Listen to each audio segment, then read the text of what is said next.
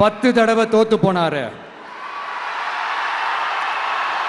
இன்னமும் திருந்தாத ஒருத்தர் அவரு சொல்றாரு, ஐயா அனுபவசாலி அவர்களே, உங்ககிட்ட ஒரே ஒரு கேள்வி ஒன்று கேட்குறேன். இந்த சேலத்துக்கு பக்கத்தில் இருக்கிற அந்த தொகுதியில் மட்டுமே போய் பதுங்கிக்காம தமிழ்நாட்டில் வேற ஏதாவது ஒரு தொகுதியில் நின்று உங்களால் ஜெயிச்சு காட்ட முடியுமா?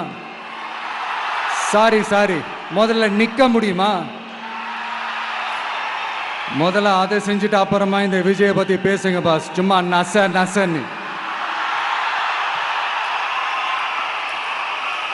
சொந்த தொகுதியிலேயே தோத்துருவோம்னு பயந்துதான் நம்மளுடைய சின்னத்தையே திருடினவர் தானே.